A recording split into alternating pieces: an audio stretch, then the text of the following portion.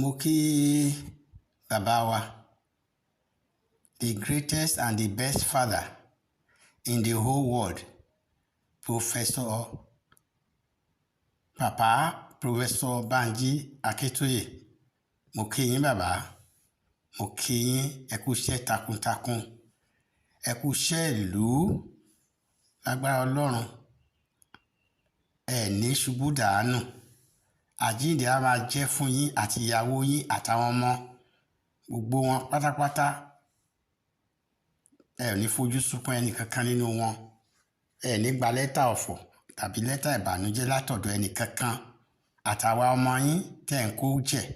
Lágbára Ọlọ́run ọba Olódùmarè, ẹ̀yin lẹ máa gbé kó wa dé ilẹ̀ ìlérí. Lẹ́yìn ìgbà tá a bá débẹ̀ ẹ tún lo ọ̀pọ̀lọpọ̀ ọdún láyé nínú ara pípé àti ara líle. Ojú yín ò ní gbọ̀n yín rè, ẹ ní pàdánù ọwọ́, ẹ ní pàdánù ẹsẹ̀. Bí Ọlọ́run ṣe dá yín bẹ́ẹ̀ ṣe tára yín le koko bẹ́ẹ̀ lẹ máa ṣe títí dọjọ́ ogbó. Ẹ tí gbó, ẹ sì máa lo at least another 30 years or more nínú ara líle, ara pípé bẹ́ẹ̀ ló máa rí fún yín àtẹ̀yìn àti mọ́mì wa. Ẹ kú iṣẹ́ bàbá wa.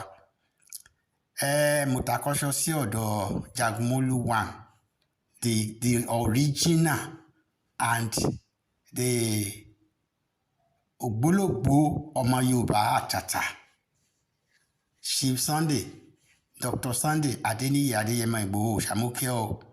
Bàbá mi, ẹni tó bá ti jẹ́ aṣáájú bí ọba ni, bó ti wù kó bá kéré tó, bàbá ẹ̀ máa dọ̀bálẹ̀ kí ni. Bẹ́ẹ̀ ni ó ní bàbá ìlú, ẹ̀yin ní bàbá wa. Mo kí ẹ, òkú iṣẹ́, òkú ìfaradà, òkú ìpamọ́ra. Gbogbo bá yẹn sọ̀rọ̀ sí ẹ lọ́tùn lósì gbogbo ẹ̀. Ò tiẹ̀ jẹ́ kó tiẹ̀ ta sí ẹ lára. Mo dúpẹ́. Mo kí ìyàwó ẹ, mo kí àwọn ọmọ. Ọlọ́run á lọ́ra ẹ̀mí ẹ, ò ní fojú sunkún ọmọ, ò dẹ̀ ní fara gbàwẹ̀ ìyàwó ẹ. Gbogbo yín ta máa jọ délẹ̀ lérí. Mo takọ́ṣọ́, mo lọ sí ọ̀dọ̀ ẹ̀yin ọ̀jọ̀gbọ́n, ẹ̀yin amòye, ẹ̀yin èèyàn jàǹkànjàǹkàn tẹ́ ń tukọ̀ orílẹ̀ Yorùbá, tẹ́ ní dandan àfikádélẹ̀ ìlérí, tẹ́ sowọ́pọ̀ pẹ̀lú Professor Banji Akintoye, bàbá gidi, bàbá rere, ojúlówó bàbá. Mo dúpẹ́ lọ́wọ́ gbogbo yín tẹ́ wà ní YSDM àtẹ̀yin tẹ́ wà ní Yorùbá World Media. Ẹ kú iṣẹ́ ìlú, kò ní rẹ̀ yín o, agara ò ní mú yín. Lágbára Ọlọ́run, ọ̀tá ò ní rí yín gbéṣe. Àwọn ọ̀tá tó bá gbéra tán láwọn fẹ́ dojú yín bolẹ̀, àwọn ló máa fọwọ́ ara wọn ṣera wọn. Bẹ́ẹ̀ ni wọ́n máa fúnra wọn lóògùn jẹ. Mo kí yín, ẹ ṣé, ẹ kú iṣẹ́ ìlú. Lágbára Ọlọ́run, kò ní rẹ̀ yín. Ẹ ní kábàámọ̀, ẹ dẹ̀ ní fìyàwó tàbọ́mọ tàbọ́kọ, ẹ ní fi rúbọ torí ilẹ̀ Yorùbá. Lágbára Ọlọ́run bá dúró ti gbogbo wa. Ẹ̀yin ọmọ Yorùbá gidi àti ojúlówó, mo kí ẹ̀yin náà. Ẹ̀yin ojúlówó àti ògidì ọmọ Yorùbá, mo kí yín. Ẹ kú ìfọmọnìṣe, ẹ ṣé púpọ̀, mo dúpẹ́ o.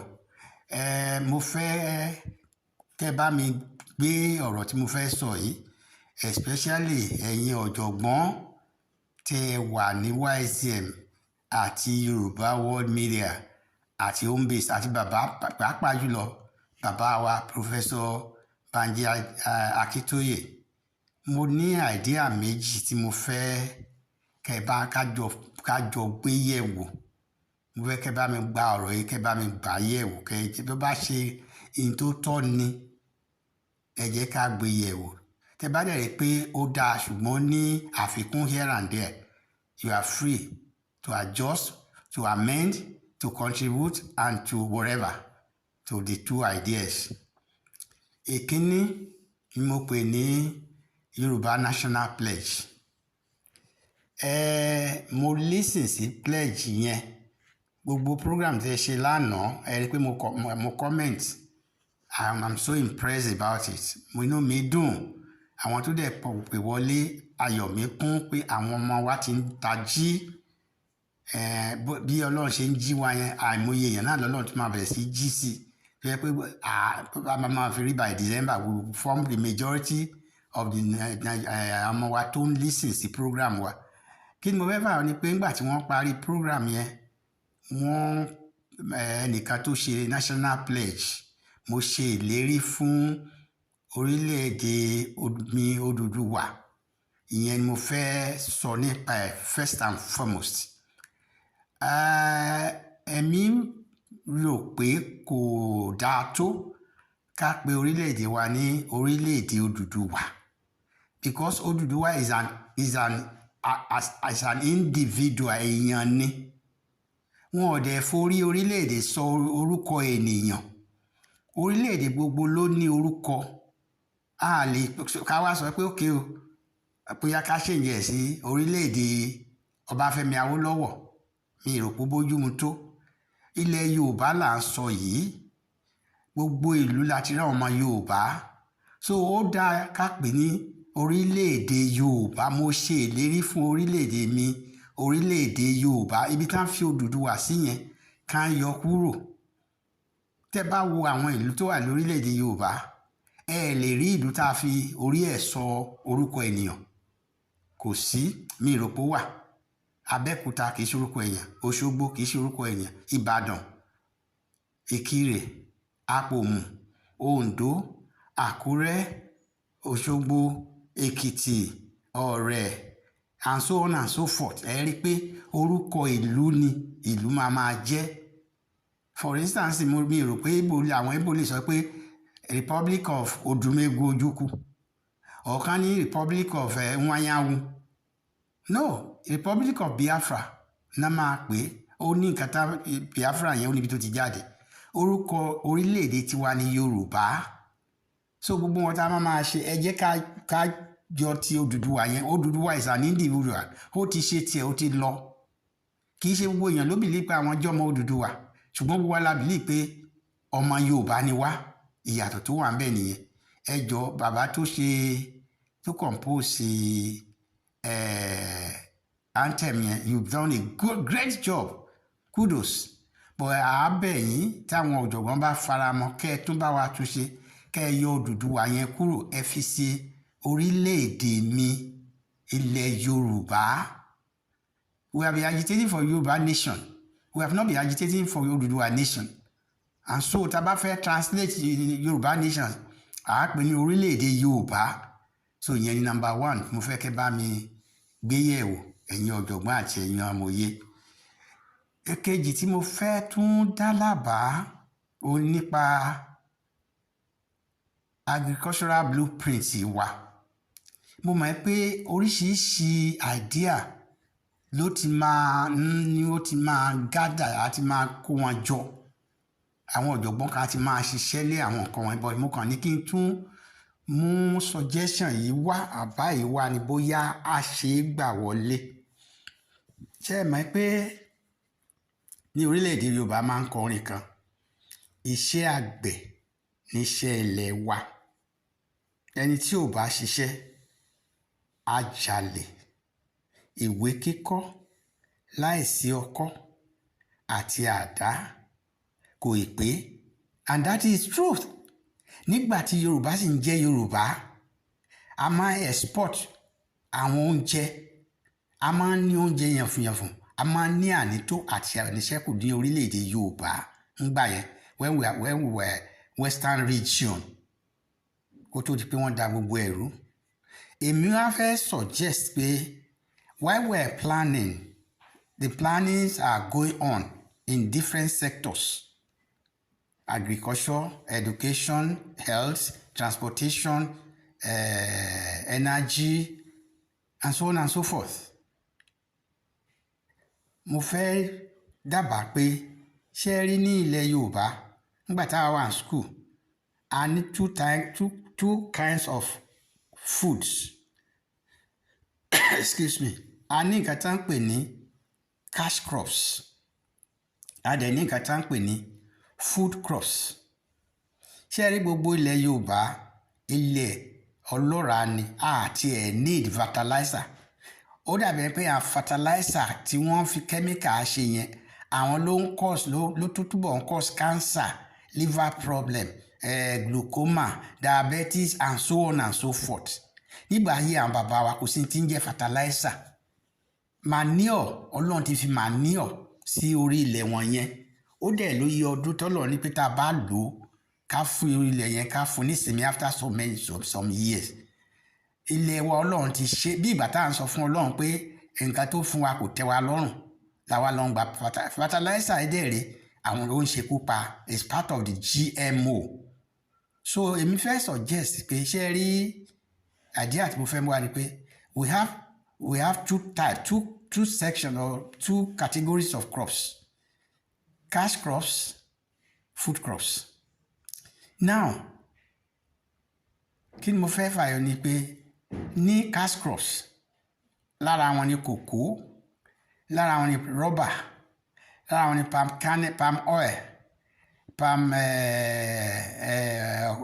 ọ̀pẹ ẹmu kí ni à ń pè yẹn palm whatever and so on and so forth. Then lára food crops lára ẹ̀ láti rí iṣu, ẹ̀gẹ́, kókò, ewébẹ̀ àti bẹ́ẹ̀ lọ. So mo fẹ́ dá lábàá wípé tí a bá gbé yẹ̀wò tí kọ́mítì bá wà kó bá wa wò bá ṣe lè pín kinní wọ̀nyí gbogbo àwọn nǹkan tó bá fall sí under category 1 or 2. Then we have the fisheries bóyá under food crops la máa fi yẹn sí or kí yẹn náà wà separate.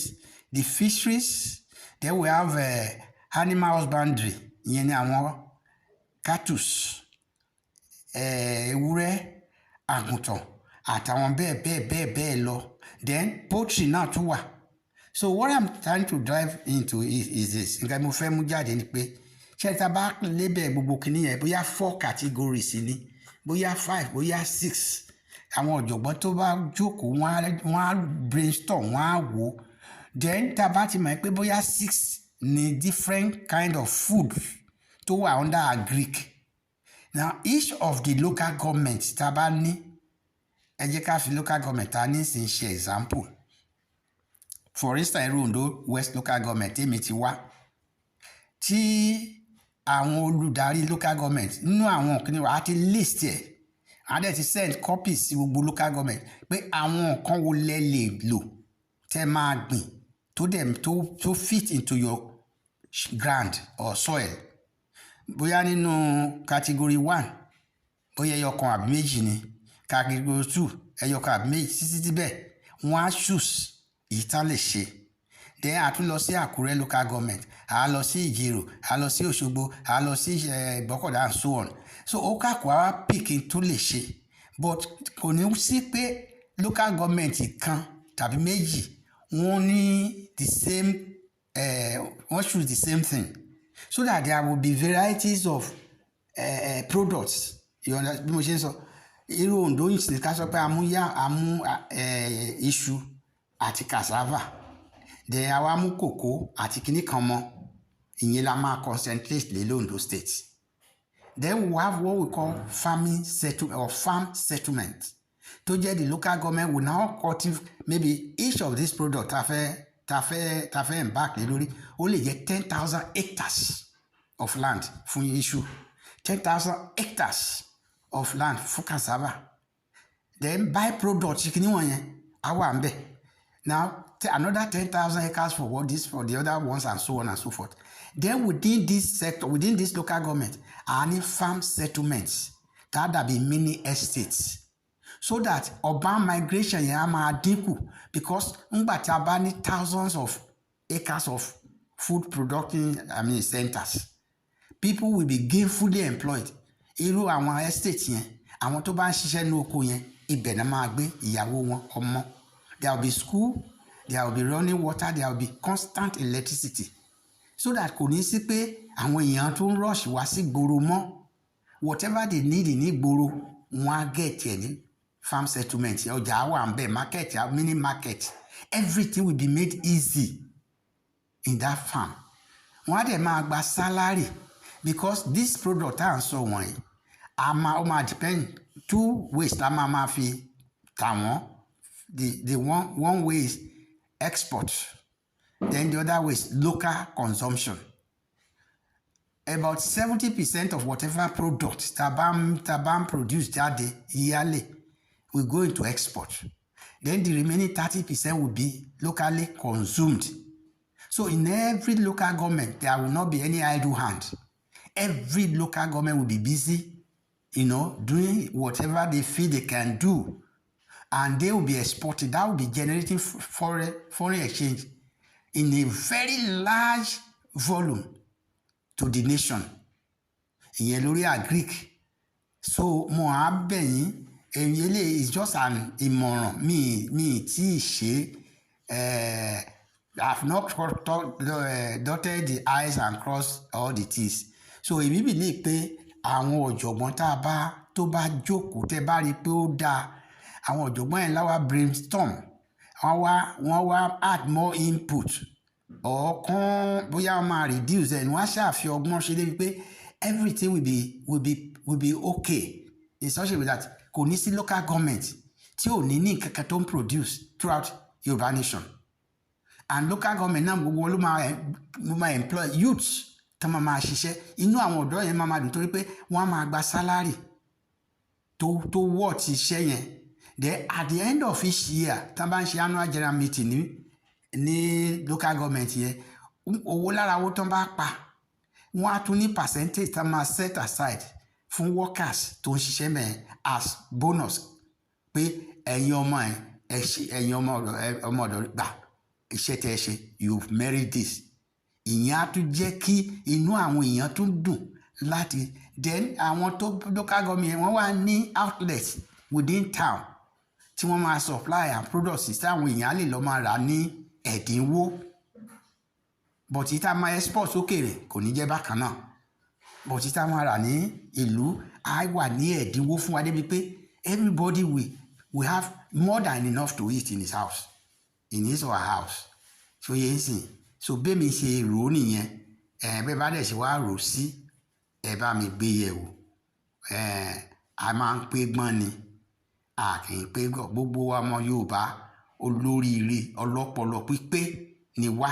Ọlọ́run specially endow us with that brain. We are intellectually capable to do great things. Ọ̀tọ̀ ni àwọn tó máa wà bàbá ṣe tá bá fẹ́ lo technology fún agric, why not? We can. If it is something that we can adopt, we can try and see how we can implement it. These are the things. So mo fẹ́ rọ gbogbo wa tẹ́ bá ṣe rò sí ẹgbẹ́yẹ̀wò kẹ́dẹ̀ jẹ́ kí àti any other ideas tẹ́ bá ní náà ẹ lè àdé mọ́.